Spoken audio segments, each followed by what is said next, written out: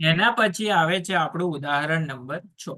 તો ઉદાહરણ નંબર 6 માં કંઈક આવો સવાલ આપેલો છે કે દર્શાવો કે 5 - √3 એ અસમય સંખ્યા છે. તો આને સાબિત કરવાની રીત બહુ જ નાની છે. આપણે જે રીતે ઉદાહરણ નંબર 5 માં કર્યું એ જ રીતે કરવાનું. સૌથી પહેલા તો આપણે ધારી લેવાનું કે અસમય સંખ્યા સાબિત કરવાની હોય તો સમય સંખ્યા ધારી લેવાની. કે ધારો કે 5 - √3 એ સમય સંખ્યા છે એવું આપણે ધારી લીધું. હવે જો સમય સંખ્યા હોય તો આને આપણે a/b સ્વરૂપે લખી શકીએ. તો લખી શકાય 5 - √3 = a/b.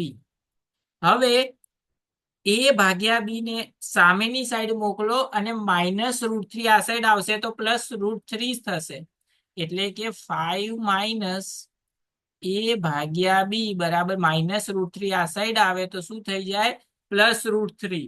હવે તમે લોકો જ્યારે પરીક્ષામાં લખો ત્યારે જલ્દીમાં શું કરી દેશો કે √3 ને કરતા બનાવવાનો છે તો તમે શું કરશો? 5 ને સામે લઈ લેશો. તો તમે લખી દેશો √3 બરાબર a/b -5 આ રીતે લખી દેશો. પણ આ કેવું છે? ખોટું છે. કેમ? કારણ કે અહીંયા સાઈન કઈ છે? √3 ની માઇનસ છે.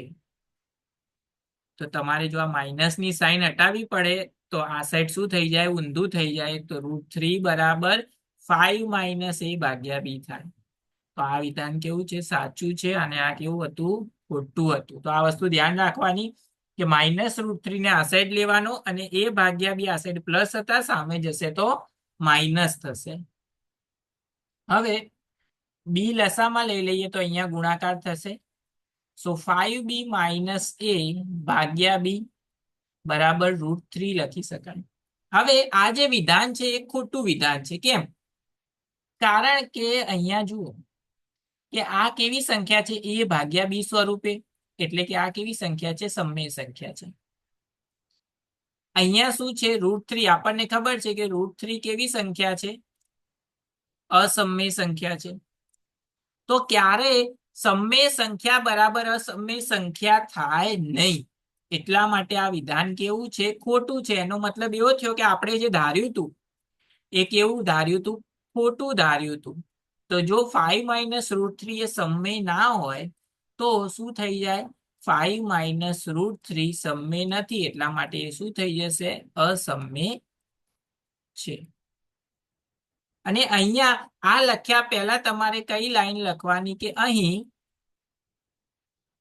5b - a/b એ સમય છે, પરંતુ √3 એ અસમય છે.